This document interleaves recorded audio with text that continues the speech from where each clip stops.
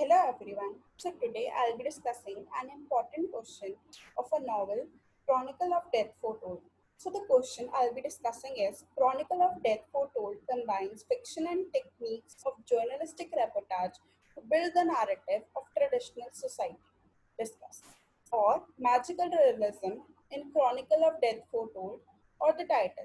So the basic crux of the question is that how it is a combination of chronicle as well as a magical realism, that is fantasy. So first of all, I would like to explain you what is magical realism. So magical realism is a style of fiction and literary genre that paints a realistic view of the modern world while also adding magical elements. So basically is a mixture of fantasy and a reality. So, in an interview in 1983, Nobel Prize winner Gabriel Garcia Marquez, who's the writer of Chronicle of Death Foretold, commented, I'm fascinated by the relationship between literature and journalism. I began my career as a journalist in Colombia, and a reporter is something I've never stopped being. Journalism helped maintain contact with reality, which is essential to literature. So, in his speech, he commented that how journalism, reality, fantasy all need to be together for an essential literature.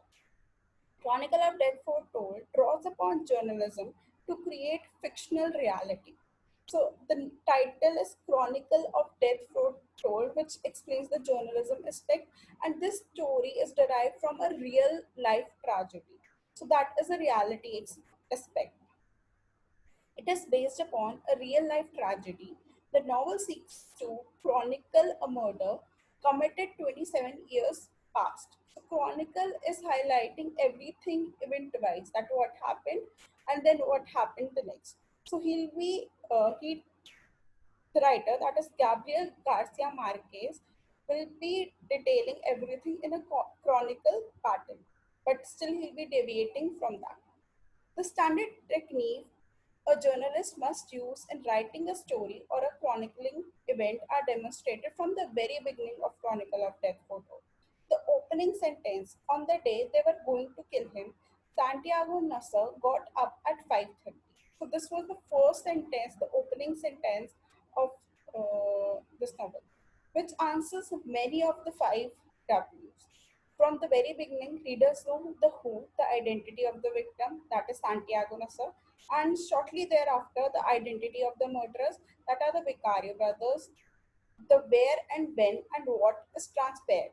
Thus, thus Garcia Marquez invokes in the readers the desire to keep reading in order to discover the underlying cause motive of the murder. So the cause of motive is not discovered and how they kill him is not discovered, which keeps in this novel in the genre of a murder mystery. Because throughout till the last chapter there is a mystery. Like a news article whose first sentence should pique the reader's interest and work to sustain it through the length of article, Garcia Marquez creates an intriguing plot, which, along with him, his readers must wade through for details. Indeed, a dramatic beginning of the novella resembles a sensational newspaper account rather than the name of novel. So, in the first page, he declares that who is going to be killed and whom by whom. But it turns out to be a newspaper headline more rather than the name of the novel, because it is ironical that in the first page itself, the minute details, according to the narrator, is the mystery which is discovered in the first page. Through there was an investigating officer, but narrator also investigated this case. Initially, there was an investigated officer, but few years later, our unnamed narrator also investigated this case. His attempt to make in this their story is clear. I had a very confused memory before I decided to rescue it piece by piece from the memory of others. So clearly, the narrator declares that his memory was also in a hazy condition, and similarly, was the condition of the witness. The narrator constantly quotes a source, and the witness accounts are followed by he said, he told me, or according to, which makes the witness and his or her account credible. So he's constantly quoting that he said that, she said that, which makes the real, which gives us the glimpse of reality that he is asking questions to other people and then only telling the story. He's not making up the story or not giving only his version. For example, Pedro Vicario told the narrator, I was awake for 11 months, and the narrator adds, and I knew him well enough to know that it was true, which is an aspect of magical realism because in reality, it is not possible that one is awake for 11 months. So, this is the aspect of magical realism in this novel. Because it is not practically possible, the reader at least briefly considers the possibility of the statement because it is presented as a verifiable fact presented by the narrator. So, still, the narrators accept this fantasy because the narrator has made his position in the novel by declaring that he is quoting somebody, he is not narrating a story which he believes. Another incident is Angela falling in love with Bayardo after he leaves him and writing him thousands of letters knowing that he won't reply. Sorry, there will be him instead of her. But one day, when he comes with all the unopened letter, the incident does not give us a glimpse of magical realism. Gives us a glimpse of magical realism, as it isn't enough realistic that she would write so many letters and he did not read a single one. There is an aspect of magical or miracle that Angela, after happening so much, she falls with Bayardo. Then she writes thousands of letters, and being Bayardo's Sandman, he doesn't open a single letter to know what she's up to, what she's doing.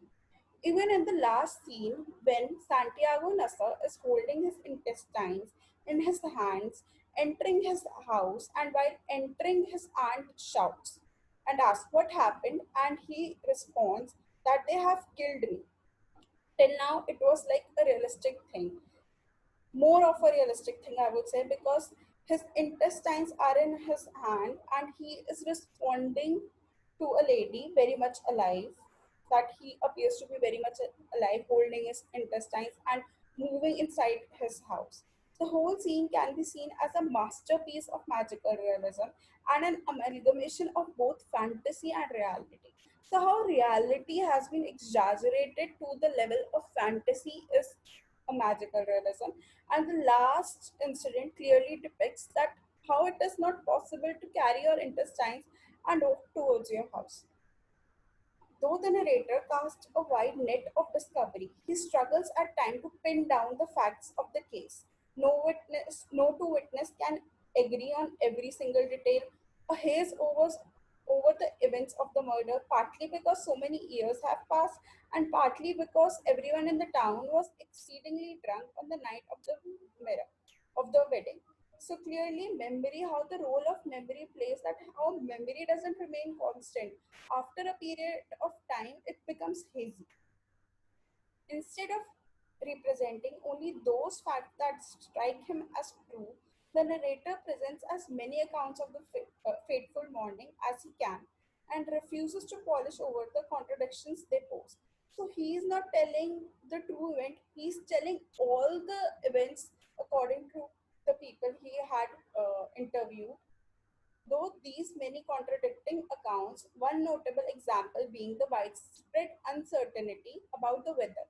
So, how everybody gave the another opinion, that somebody said it was rainy, somebody said it was a sunny day, and somebody said that it was not a sunny day. So, nobody was sure about the weather also, about the weather on the day of the murder.